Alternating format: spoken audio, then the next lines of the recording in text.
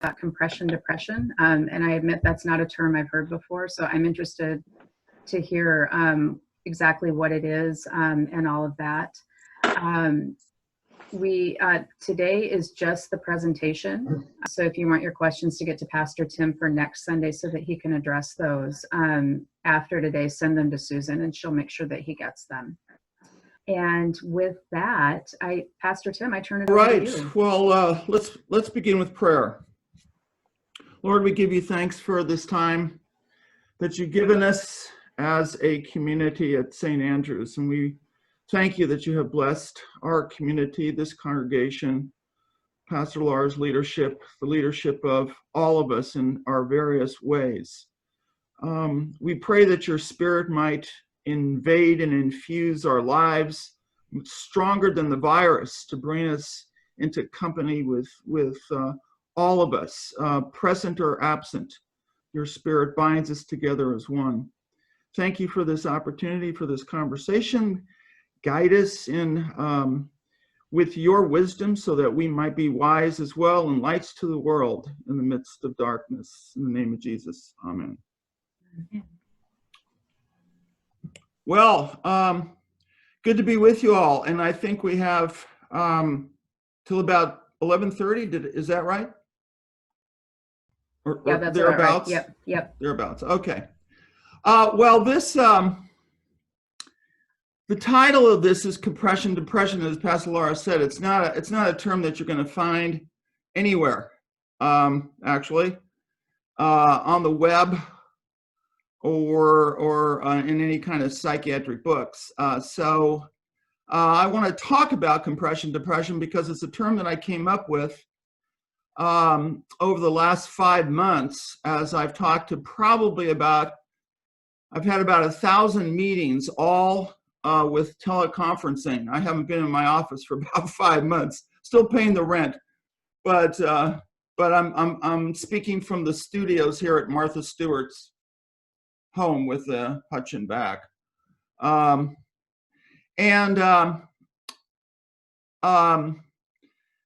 of all the conversations I have had, there have been certain themes that have permeated our conversations. Sometimes sessions totally consumed with the current conversations about the pandemic and the impact on people's lives. And from all these conversations, certain themes, core themes have emerged that are related to many other things in life, but that are also unique in that these themes and these particular symptoms and these concerns and these behaviors are all linked together in what I would call one syndrome. And the syndrome is basically a collection of symptoms. And the syndrome that I came up with is compression depression. We know about the virus's impact on our bodies. 3.2 million people have been diagnosed in the US as of Friday, and there's been about 133,000 deaths. In Washington, there's been 39,000 cases diagnosed and about 1,400 deaths in the state of Washington. And now we have new flare-ups. We had 3 steps forward, now 4 steps backwards. A record for daily diagnoses in the US was set this week and then superseded. About 69,000 diagnoses in one day this past week. Globally, there's 13 million people who have been diagnosed, and global deaths are around 555,000. And in the US, about 133,000 deaths. So we know that the statistics, we know the data. We've got all sorts of biological recommendations that sometimes agree and sometimes contradict one another. And so we're very much aware of the biological impact and the search for therapeutic interventions as well as the vaccine. But there's a whole other side to this pandemic, and that's what I want to address, the other side. It's the psychosocial side, the emotional side, the relationship side. the side that affects our minds and spirits and communities and families and neighborhoods, interpersonally. Some people have said that, there's the biological impact of the virus, but then there's also the economic impact. So that's been lifted up as a concern, that many people have lost their jobs. I was listening to Tim Keller talk about New York City. And there's many churches in New York City where 80% of the people are unemployed. So we have a major economic impact, educational impact. People are trying to figure out what to do with schooling and education, all the way from preschools to higher education. But then there's the impact on our personal, emotional, psychological, and relational lives. So compression depression is about that. It's about sort of the second virus.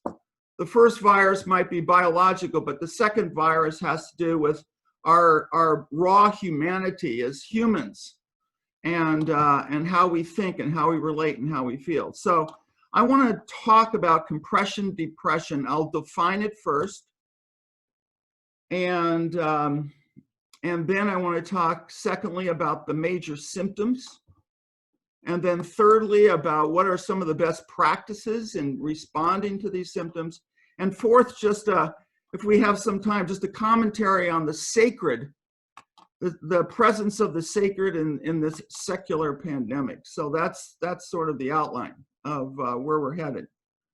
And I want to say two things, first of all, before getting into that outline. One is that it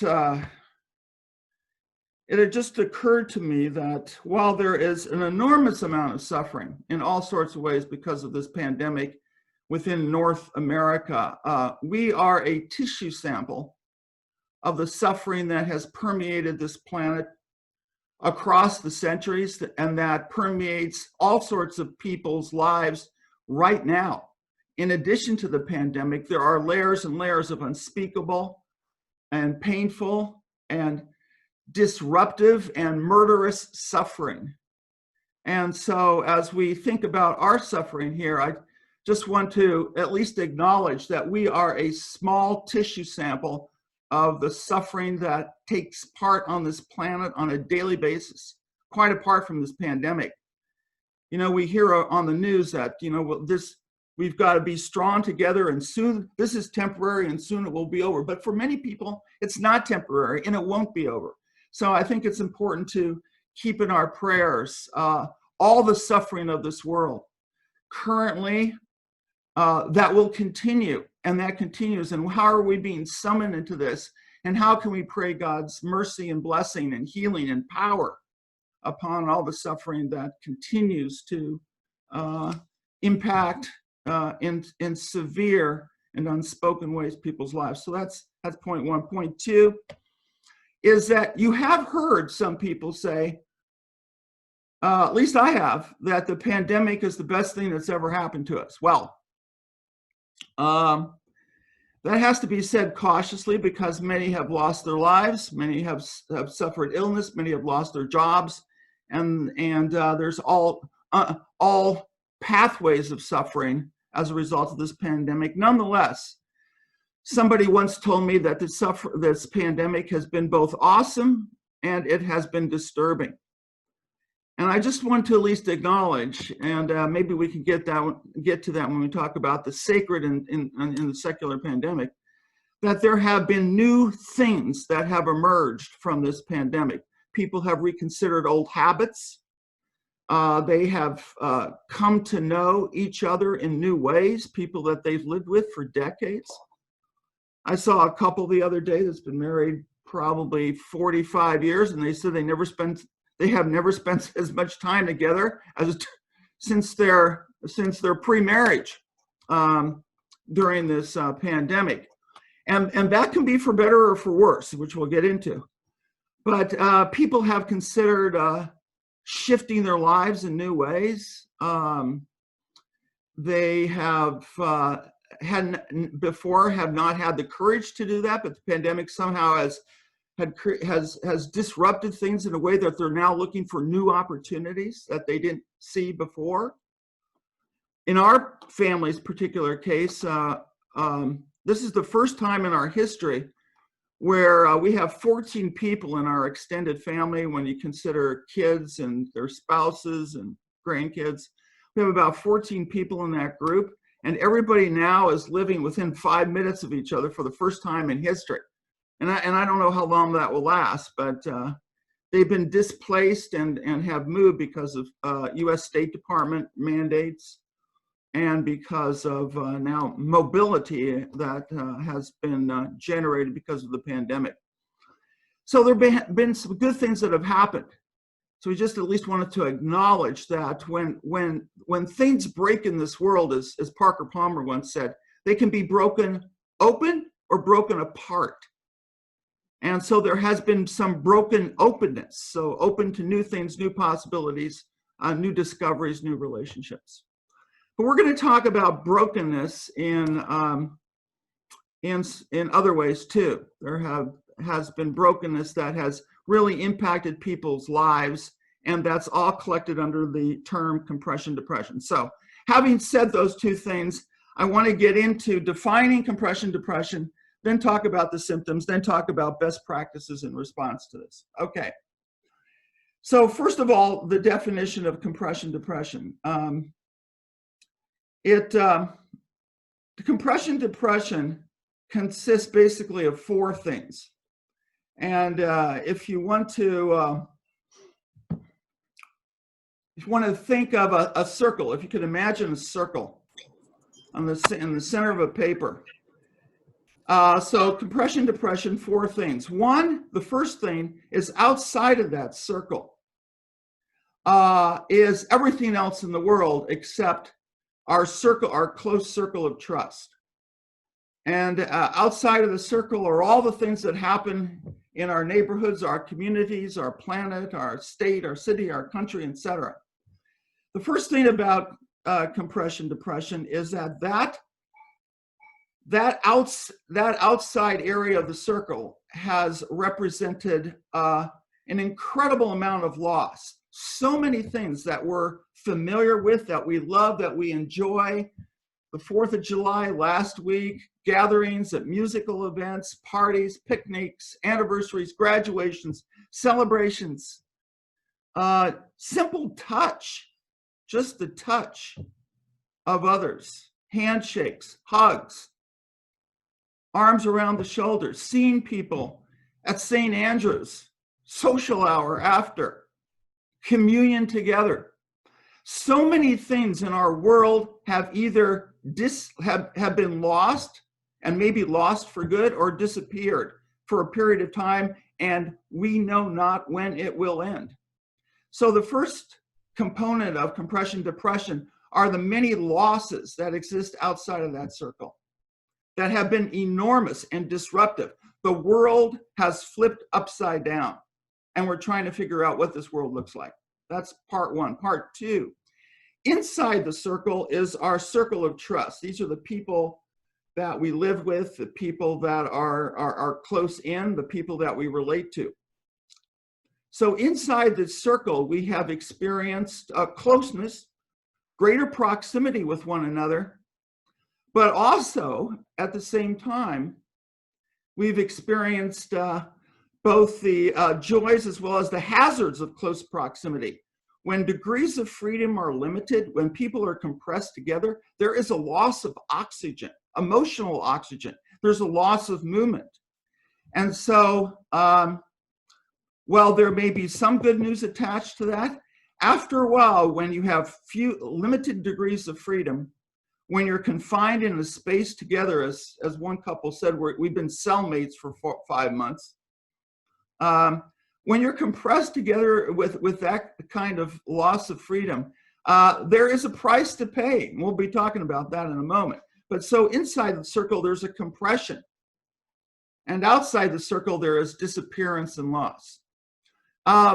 Point number 3 of compression depression has to do with the enormous uncertainty and anxiety that we're living with. If somebody said to us, well, on October 13th, my birthday, all this is going to disappear. The virus will die and we'll be back to normal. Well, we could probably tolerate it until then. Even if somebody said January 1, maybe Groundhog Day, February. The problem is we don't know. We don't know what's going to happen. We think there'll be a vaccine that'll be adequate. We think there'll be therapeutics. We think that'll happen. Other people talk about mutated viruses. They talk about sort of half-adequate vaccines. And then in the meantime, whenever we go out to a store, I go to stores and try to limit my contact, but I put on my mask and so on. Whenever we go out, have you noticed that you are paying attention to things that you never paid attention to in your life? Like not too long ago, I just by mistake touched my face with my finger, and I thought that was Socrates' poison. Like what's going to happen to me? My keys, if I take my keys and I use those, I come back and I spray my keys with 70% alcohol. Hand washing, washing doorknobs, going out into the stores and wondering if somebody's getting too close, backing away.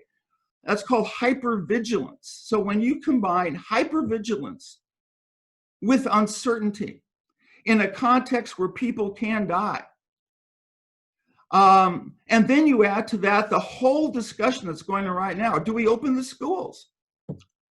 Israel was doing well for a while dealing with this pandemic, but they decided to open the schools.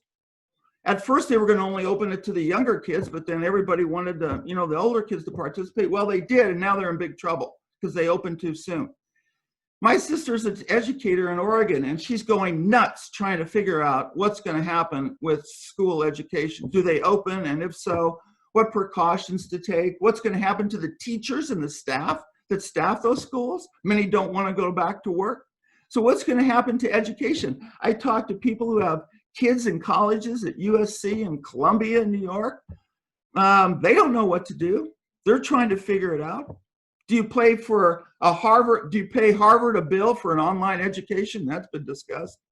So there's so much uncertainty and so much anxiety and so much hypervigilance. And that's a really critical term. Hypervigilance means that we are chronically in a state of anxiety about what's going to happen, when it's going to happen, and what might get us unbeknownst to us.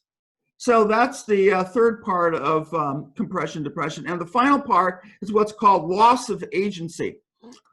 And what agency means, and it's a very important concept in terms of self-esteem in this world, agency means that I have something to do with my existence, and I can manage my existence in some way that certain things happen. Being a creator of my existence, being an agent of my existence is really important. But so often in our world today, our hands and feet are tied. We can do some things. We can put on a mask. We can spray down the counter. But there's many, many things that we were used to, that we could do before that we cannot do right now. We're limited in our degrees of freedom. We're limited in our agency. Our ability to plan and execute and create, we feel handcuffed. We can't do much. And so the loss of agency is related to what in the literature, if you want to look it up on Google, it's called learned helplessness. And learned helplessness is where we're in highly emotionally charged situations, but where our ability to influence those situations is limited or non-existent. And learned helplessness is the raw material for anger, depression, anxiety, and physical illness. And we can stand it for a while, but the thing about this situation is we don't know how long that while is going to be.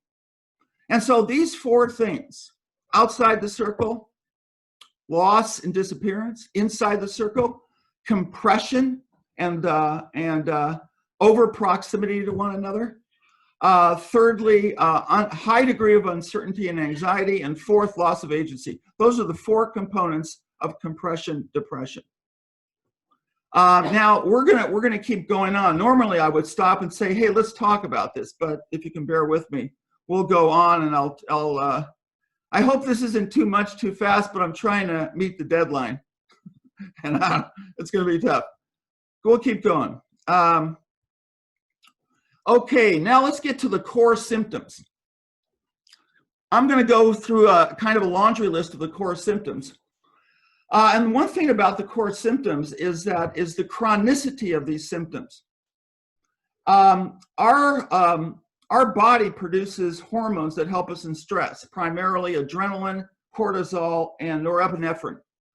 All these hormones are designed to help us in a fight-flight response. So when danger happens, well, we have a built-in defense system. And so those hormones have been overworking. And the thing about chronic stress, as opposed to acute stress, is that when you have chronic stress, the hormones don't get a day off. They keep working and working and working.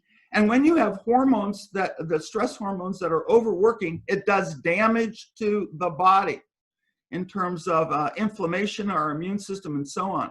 And so it's not that these symptoms are what we experience, it's the chronicity of these symptoms that really adds to the toll.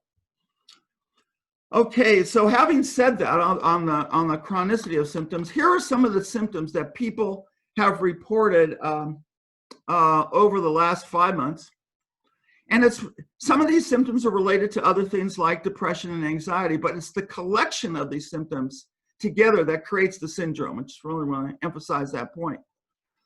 What's also interesting is that I talk to a lot of different people, and many times people will say, I don't feel like myself. Does anybody else feel like me? Am I the only one? And so what's very interesting is that people feel very isolated for a lot of reasons, but they also feel isolated in terms of the stress that they're dealing with.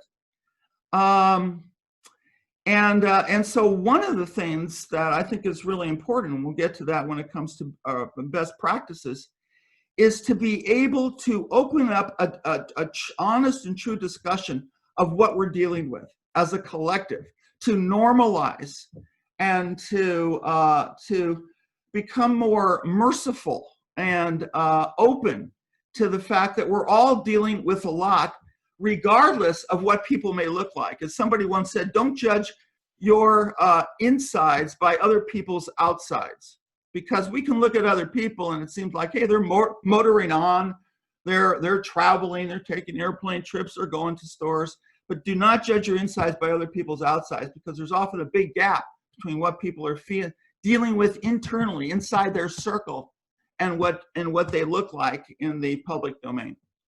So here are the symptoms. Number one, deep losses and sadness, the loss of contact with loved ones, familiar events, birthdays, anniversaries, graduation, picnics, holidays, travels, celebrations, sports, concerts, gatherings. The world has turned upside down, and many people are in deep pain because they cannot be with people they love.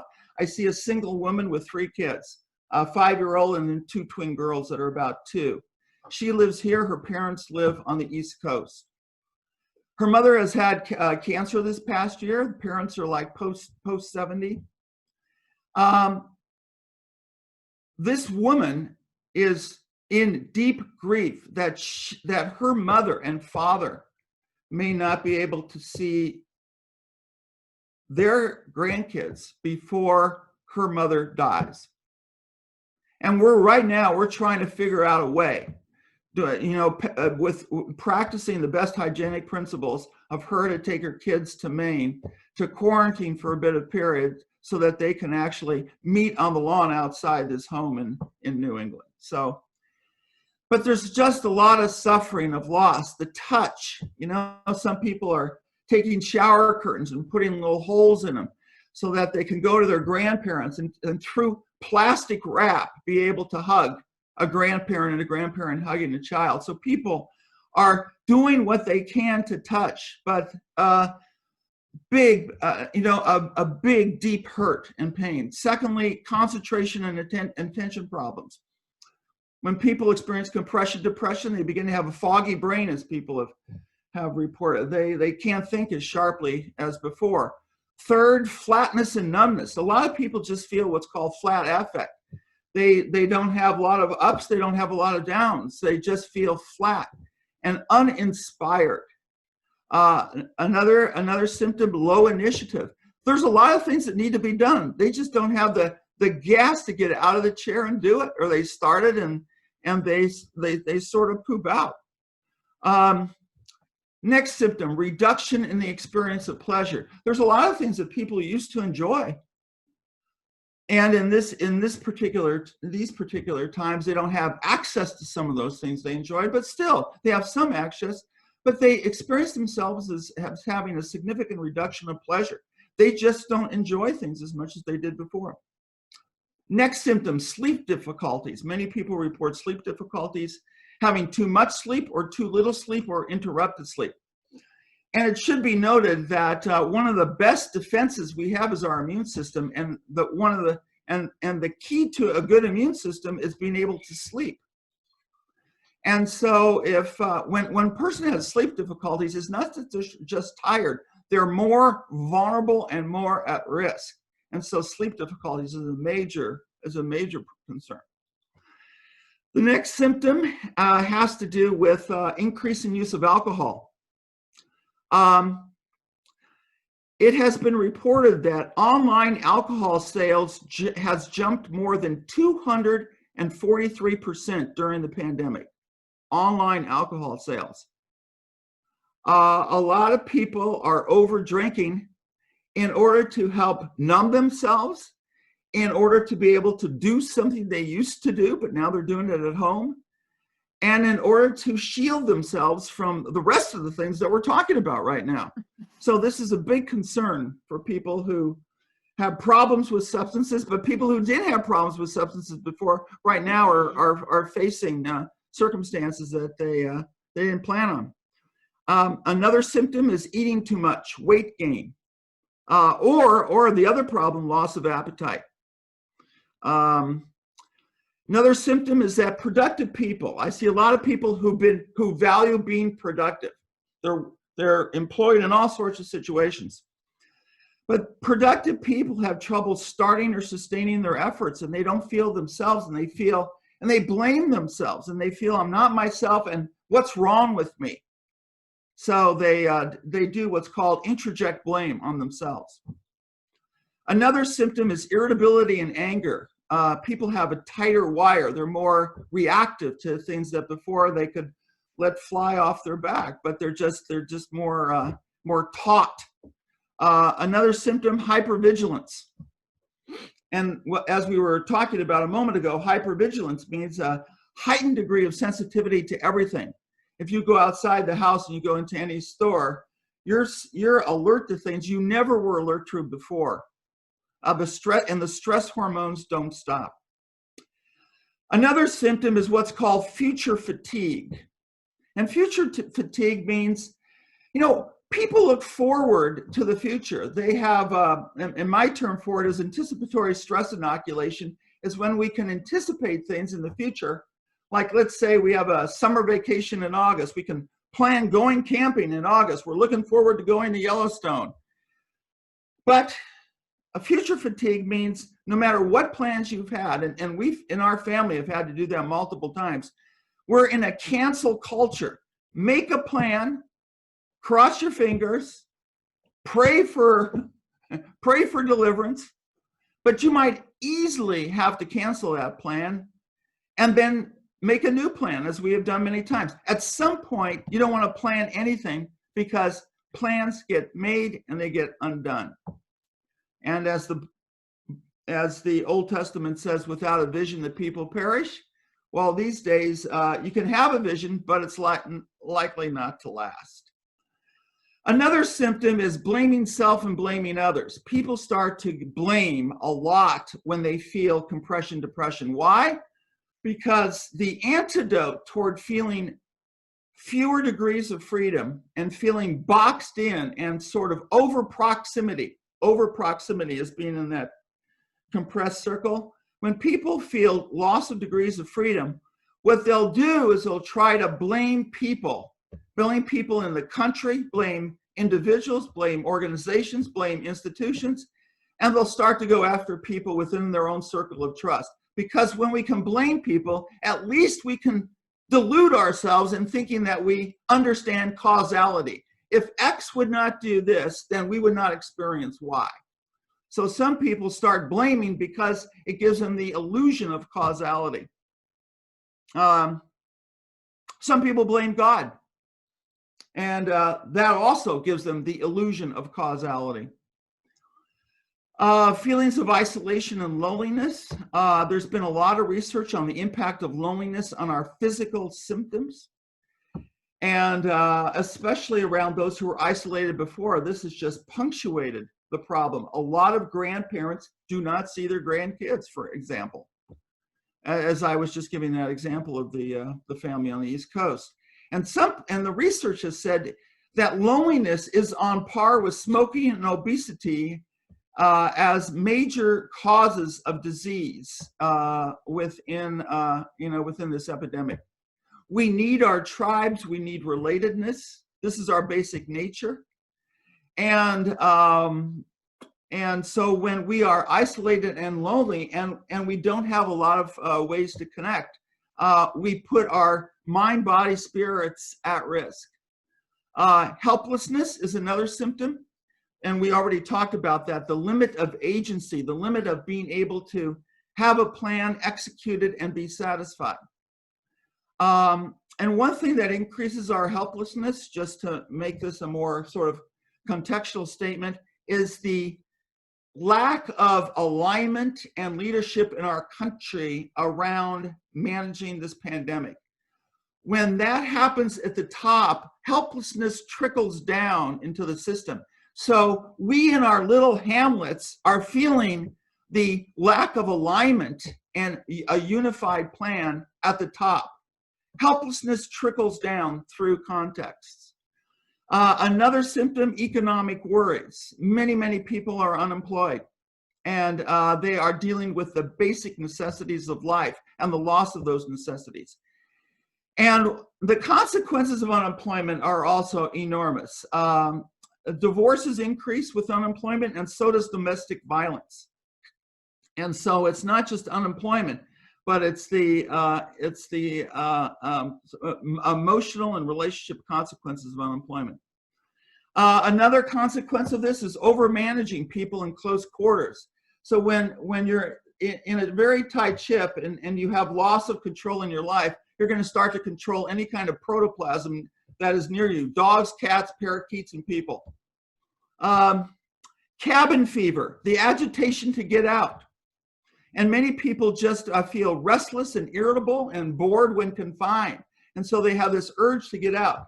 And one thing that has fueled the protests, many things have fueled the protests, including issues of social justice and so on. But one thing that gets people to protest is the fact that they need to expand themselves. As the Buddhist monk Thich Nhat Hanh said in his book on anger, when people feel very small, they need to become big. And so anger is an explosiveness, is an antidote toward feeling constricted and helpless. I'm going to just mention one other thing: video game addiction. Believe it or not, video games are a big industry. There's so many families that are hunkering together and around video games because there's no other game in town, so to speak.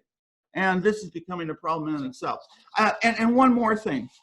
I have had so many sessions with families, sometimes the whole session devoted to how the family is going to try to develop a plan for dealing with third parties: stores, friends, neighbors, cousins, grandparents, aunts, uncles. Should we let the kids go over to friends' house? Should we let them in here? What should we do in terms of masks and so on? So many families are at war within themselves, not with other families, but within themselves about best practices, what's the best protocol, and so on. Okay, so anyway, moving on, I want to get into, and we might have to continue as best practices. What are some of the best practices then in meeting the challenges of compression depression? So here are some ideas. It's not a complete list, but it's a beginning list, so I just want to throw this out. Number one, it's helpful to understand compression depression, just to understand the model, how it works, why it works the way it does, what are the things that we're contending with, because people feel less abnormal, less weird, less isolated when they have a model that helps explain their situation. The second thing is people need to be able to talk about their feelings, which many people aren't doing because they feel inadequate.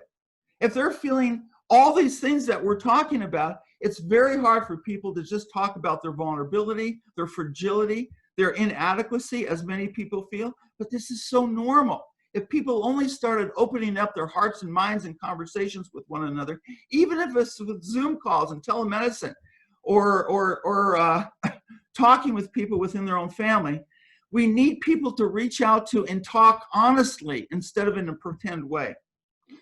Third recommendation is it's important to stay focused upon what you can control, even though there's an enormous amount that you cannot control. All the non-pharmacological interventions that we hear about, using the best science that we have, we can control a small domain of our existence, and we have authority over that. Masks, social distance, washing hands, hands above the neck, not being in large groups, limiting contacts. We can do something with that. And so focus upon what you can control, not what you can't control. Next recommendation. It's really important for people and families and circles of trust to get aligned around the protocols around hygiene. Because a lot of families have as I just mentioned, war between themselves. One couple couldn't agree. They have a son that has brain cancer and has had chemo and radiation therapy, and the son wants to visit a friend, and one parent says, hey, it's okay, we know these people, blah, blah, blah. The father says, I don't care how much we know the people, our son is at risk if he goes visits this. Okay, can they do it outside? No, that's too risky. Well, what if they wear masks? No, what if they touch? The list goes on. Families have to work out a unified plan, and they have to pay attention to the anxieties and not dismiss the anxieties that people have. And at the same time, they have to find a way to commingle. That's the word I'm using. Responsible, diligent, vigilant commingling in a world where this is likely to continue for some time. So we got to find a way to do it. But how can we do it? Using the best science and the wisdom that God gives us to make good decisions to take care of one another. Another recommendation is for best practices to become more, keep more of a structure for your day. A lot of people have lost the structure of the day. They tend to get up and sort of wonder what they're going to do. So keep a structure for the day, and also become more intentional about projects that you're working on, and set due times for yourself, because all of this structure and projects and setting by wins or due times helps sharpen a focus. Another recommendation, there's a lot of togetherness, but sometimes there's too much togetherness. It's really important to support separateness. We need to balance these things.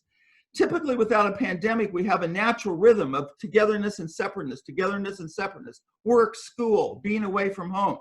Right now, the ratio is highly imbalanced. A lot of togetherness, but not enough separateness. We need to try to bring it back a little bit more sanity to that ratio if possible. Another recommendation: exercise. There is a loss of exercise because of the immobility and the compression that we have around the circle of trust. Exercise is very critical in the immune system.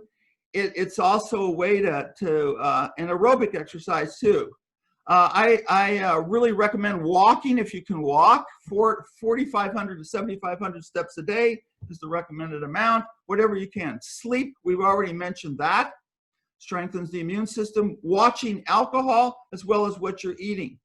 Weight gain and overconsumption of substances are eating away at our ability to cope. Stay connected with friends and family through video conferencing, as we're doing. This is great that we're doing this. It's a way that we can see each other, sometimes for the first time in months.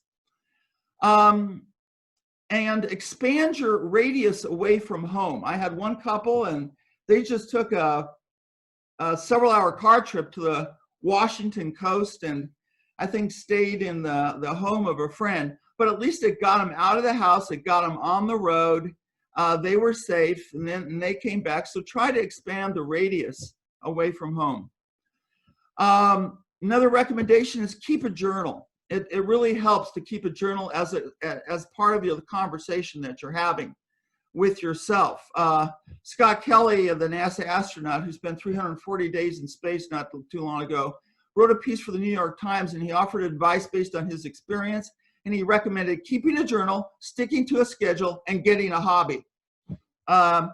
And why it's important to get a hobby, especially maybe a new hobby that you've been thinking about but haven't gotten, is that that's a way of increasing agency and imagination. And agency and imagination are antidotes towards stress. So do that as much as possible.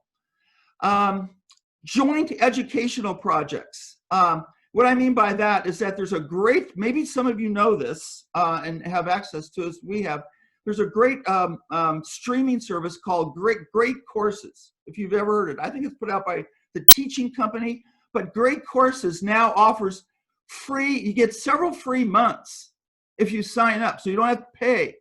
And there's great courses on the website, Great Courses. It's a streaming service that you can get in over your TV and computer. And look at all the offerings that they have, and sit down with members of your family and do some in-service education. That would be a great way to use this time, and it's different than just sort of sitting around and doing the same old thing. Collaborate with others as much as possible in terms of childcare and education, and that's a whole other issue I'm going to get into about the safety and collaboration.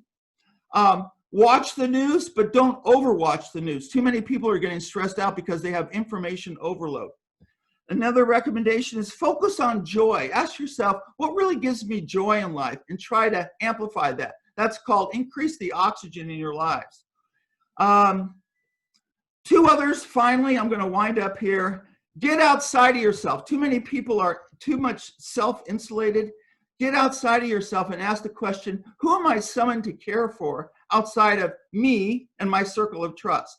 Find a way to care for others. That's a great way to respond to God's summons to us, and also to give light to your spirit. And finally, I recommended a book to a woman who felt that she couldn't get out of the darkness. She's a very productive woman in life, but she couldn't get out of the darkness. And so I recommended that she read Thomas More's book, the current Thomas More, called The Dark Night of the Soul.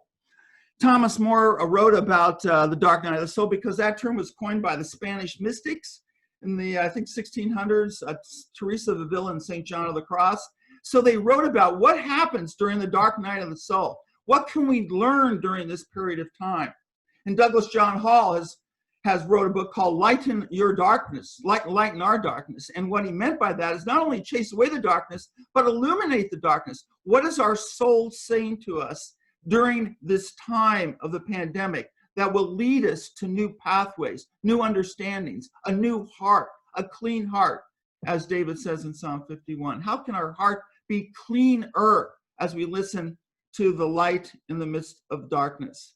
Anyway, I have tried to go on hyperspeed through this, and I'll stop now because it's 11:37. I know it's past time. And I'd love to be able to talk to you now, but that's not the agenda, right? You get to talk to them next week, yeah. Next week, okay. Yep. Yeah. Well, anyway, thanks for this opportunity. There's a lot to talk about. Look forward to next week. Thank you, Pastor Tim. Next week is question and answer. If you want to get your questions to Pastor Tim ahead of time, send them to Susan and she will get them to him. If your questions need to percolate and wait until next Sunday, that's okay too. Take care, everybody. Thank you. Thanks. Bye. Thank you. Bye. Thank you, Pastor Tim.